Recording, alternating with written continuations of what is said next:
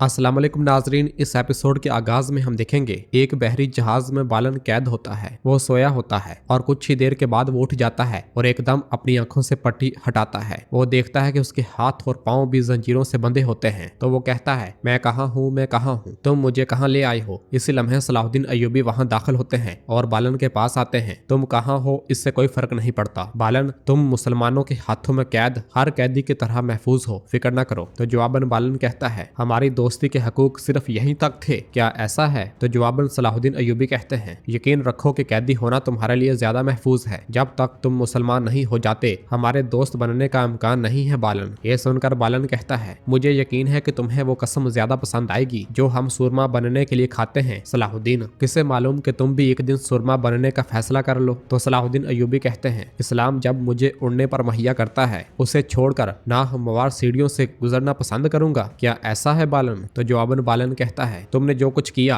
वो उस फौजी के शान शान नहीं है जो कि ईमानदार होने का दावा करता है। अगर तुम मुझे मैदान जंग में कैद करते तो मेरे पास कहने को कुछ ना होता, लेकिन इर्द गिर्द कोई जंग नहीं है। तो सलाहुद्दीन अय्यूबी कहते हैं, जिस दिन से कुदस पर हमला किया वहाँ खून बहाया तब से ये जंग ही है और ये जंग जब तक हम कुदस फतह नहीं कर लेते खत्म नहीं होगी। और बालन, तुम उस दिन तक के लिए बतौर कैदी, यहाँ तक कि तुम उस जंग के कैदी हो जो कुदस की फतह के बाद भी खत्म नहीं होगी। तुम यहाँ नाराज सुरमा के तौर पर आए थे, लेकिन अब एक ऐसे आदमी में तब्दील हो गए हो जो हर नाजायज हरबे को इस्तेमाल कर सकता है। तो बालन कहता है, ये जो तुमने किया ये गुंडागर्दी है। तो सलाहुद्दीन अय्यूबी कहते हैं, यकीन रखो कि हमने गजा में देखा कि किसने गुंडागर्दी की। तुमने बुज़दिलाना मंसूबे बनाने से गुरेज नहीं किया, लेकिन मैं तुम्हारे लिए मैदान को खोल रहा हूँ, तुम्हारे लिए और उस बादशाह के लिए जिसके तुम ताबे हो। वो खत जिस पर मैंने अपनी शरायतें पेश की हैं कुदस पहुंचने वाला है।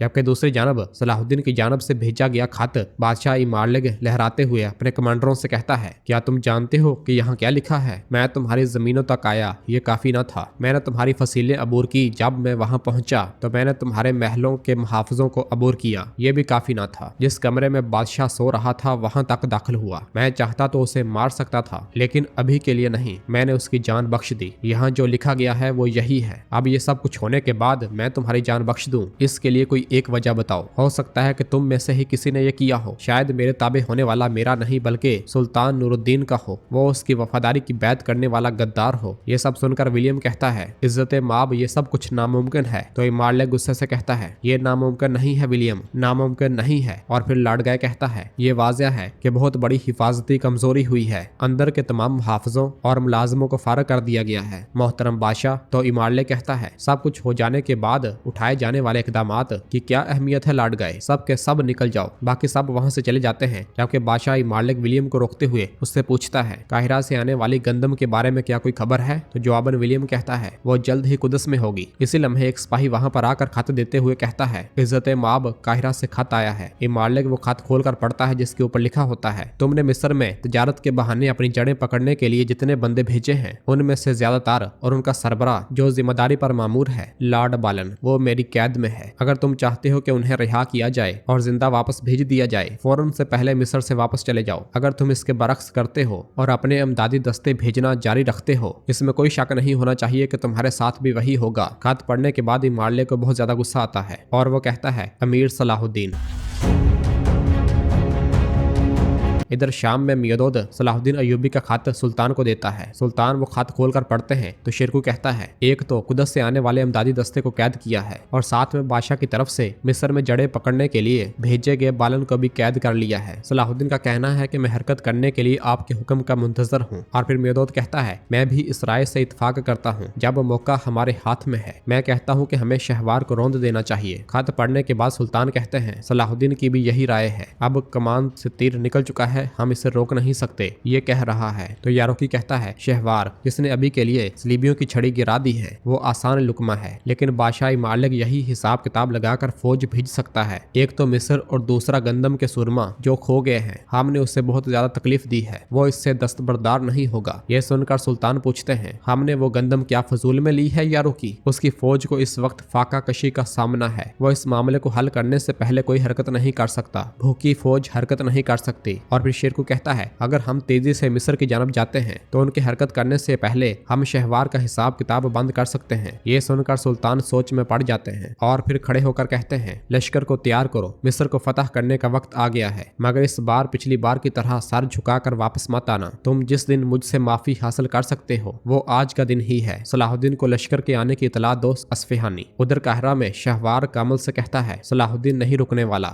उसने सारी गंदम कब्जे में ले ली है, उसने बालन को कैद कर लिया है, अब और क्या बचा है। तो जवाबन कामल कहता है बाबा हमें अकल से काम लेना चाहिए। तो जवाबन शहवार कहता है अकल रखने के लिए पहले मुझे अपनी जान की हिफाजत करनी है। अगर काफर हमें नीचा दिखाते हैं ना मेरी जान महफूज रहेगी और ना ही तख्त। इसी लम्हे जोहर वहां पर आता है। शहवार उससे पूछता है मुझे बताओ जोहर, सलाहुद्दीन की जानब से छोटा ही सही, अगर कोई सुराग मिला है तो मुझे बताओ। मगर जोहर कहता है मोहतरम वजीर, बदकिस्मती से नहीं मिला, हमने हर एक कोना छान मारा लेकिन कुछ नहीं मिला। यह सुनकर शहवार गुस्से से कहता है वो हवा बांधकर उड़ गया क्या ऐसा है? अच्छा तो काजी फाजिल? तो जोहर कहता है उसकी जानब से भी कोई खबर नहीं है। तो शहवार कहता है यकीनन उसने सलाहुद्दीन की पैरवी की होगी। दुआ करते हैं कि बादशाह इमारलेग हमारी मदद की अपील का जल्दी से जवाब दे दे। कहाँ हो सलाहुद्दीन, तुम कहाँ हो? उधर जहाज में सलाहुद्दीन अय्यूबी बालन से कहते हैं तुम यहाँ अपने आप को अपने घर जैसा महसूस करवा सकते हो, हम किसी दूर परी की जगह पर नहीं है। यह सुनते साथ ही बालन खिड़की से बाहर देखता है तो उसे पता चल जाता है कि वो एक बहरी जहाज में है। यह देखकर वो हैरान होते हुए कहता है ये बहरी जहाज, कहीं ये जगह? तो सलाहुद्दीन अय्यूबी कहते हैं तुम्हें उस जहाज पर कैद रखा है जो तजारत के हवाले से सलीबियों से वाबस्ता है, इसलिए मुझसे नाराज तो नहीं हो गया ना बालन? ये सुनकर बालन गुस्से से कहता है जल्द या बदेर उन्हें अंदाजा हो जाएगा, तुम पकड़े जाओगे। तो सलाहुद्दीन अय्यूबी कहते हैं दरिया नील सिर्फ मिस्र के अफसानों को नहीं छुपाता बालन। तो जवाबन बालन कहता है मान लिया कि तुमने हमें और हमारे सिपाहियों को खत्म कर दिया, लेकिन लोगों का गुनाह क्या था? क्या तुम कुदस के लोगों को भूख से मार दोगे? तो जवाबन सलाहुद्दीन अय्यूबी कहते हैं हम कुदस के लोगों का तुमसे ज्यादा ख्याल रखते हैं। जिस अवाम पर तुमने जुल्म किया उसे हमारी रहमत से हिस्सा मिला है। इस वक्त हर घर में खाना पक रहा है। सुल्तान नूरुद्दीन ने वो गंदम लोगों में तकसीम कर दी है। ये सुनकर बालन कहता है क्या ये भलाई है? हरगिज नहीं, इसका वाहिद मकसद सिर्फ और सिर्फ बादशाह को नीचा दिखाना है, और वो भी अपने ही लोगों के सामने। सलाहुद्दीन इस बार तुम बहुत ही ज्यादा आगे निकल गए हो और तुम इससे बच नहीं सकोगे। तो जवाबन सलाहुद्दीन अय्यूबी कहते हैं जो बहुत आगे निकल गया है वो तुम हो, नतीजा जल्द ही वाज़ेह हो जाएगा, लेकिन अब हमें फौरी तौर पर जहाज के साथ हरकत में आने की जरूरत है। तो बालन कहता है गुजरगाह बहुत ज्यादा सख्त है, तवील अरसे से किसी को जाने की इजाजत नहीं है, खास करके अब वो किसी को हिलने नहीं देंगे। तो जवाब में सलाहुद्दीन अय्यूबी कहते हैं तुम इस वक्त सलीबी नुमाइंदे के तौर पर हो, शहर के उन अफराद में से हो जिनको इम्तियाजी हैसियत हासिल है बालन, यानी तुम्हारे पास वो मालूमात हैं जिनकी मुझे जरूरत है। तो बालन कहता है मिस्र के तुम्हारे उस काजी दोस्त का क्या हुआ जो तुम्हारे लिए हर हद से गुजरा? तो सलाहुद्दीन अय्यूबी कहते हैं काजी फाजल तजारती बहरी जहाजों को दी गई खुफिया मालूमात से वाकिफ नहीं है। तो बालन पूछता है सलाहुद्दीन क्या तुम वाकई सोचते हो कि मैं तुम्हें ये बताऊंगा? तो सलाहुद्दीन अय्यूबी कहते हैं दरिया नील से निकलने के लिए मुझे गुजरगाह के खुफिया अल्फाज की जरूरत है और तुम्हें मुझे बताने होंगे बालन।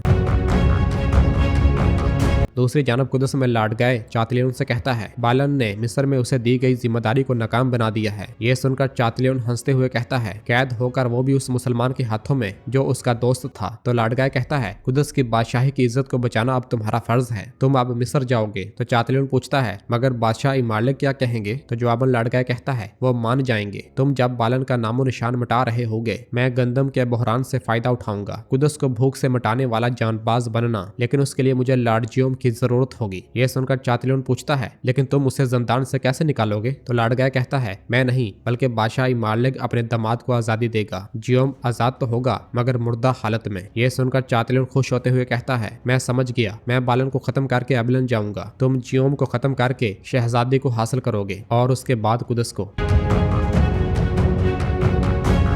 दूसरी जानब हम देखते हैं कि सहरा में लश्कर के साथ शेरकू आगे बढ़ रहे होते हैं और आगे बढ़ते हुए वो शहवार को शिकस्त देने का मंसूबा बना रहे होते हैं। दूसरी जानब चातलियन और विलियम की मौजूदगी में लाडगाय बादशाह मालिक से कहता है जंगियों ने जो कुछ किया है वो वाज़ेह तौर पर ऐलान जंग है। और फिर चातलियन कहता है लाडगाय ठीक कह रहा है, अगर आपकी इजाजत हो तो मैं बालन को उनके हाथों से बचाकर आपके पास ला सकता हूँ और अमीर सलाहुद्दीन को इसका जवाब बजाते खुद भी देना चाहता हूँ। यह सुनकर इमारलेग कहता है शहवार को यकीन है कि जंगी वहाँ आएंगे और उसने मदद भी मांगी है। इस मदद की औज वो जिस सोने की पेशकश कर रहा है वो हद से ज्यादा है, लेकिन सबसे अहम बालन को कहाँ रखा गया है, जगह तलाश करके उसे बचाना है। दूसरी जानब जहाज में बालन सलाहुद्दीन अय्यूबी से कहता है, तुम जो कुछ भी कर लो मैं तुम्हें मालूमात नहीं दूंगा। तो सलाहुद्दीन अय्यूबी कहते हैं, देखो बालन, मैं किसी भी सूरत कहरा तो जाऊंगा, चाहे समुद्री रास्ते से या जमीनी रास्ते से। अगर तुम मुझे मालूमात बताते हो तो मेरा रास्ता मुख्तसर कर दोगे और ये सब तुम जिंदा रहने के लिए करोगे। तुम जब दरवाजे पर पहुंचोगे तो मिस्र न आने की शर्त पर मैं तुम्हें वहां से आजाद कर दूंगा कुदस के लिए। मगर इसके बावजूद भी बालन मालूमात देने से इनकार कर देता है। तो सलाहुद्दीन अय्यूबी को बहुत ज्यादा गुस्सा आता है। उधर कुदस में लाडगाय बादशाह इमाले से कहता है, चातिलों को वहां भेजना एक अच्छा फैसला होगा। तो इमाले कहता है, बिल्कुल, अगर हम उन्हें कीमत अदा करने पर मजबूर नहीं करते तो वह मजीद आगे जाने से नहीं हिचकिचाएंगे। तो लाडगाय कहता है, इसके अलावा मेरे पास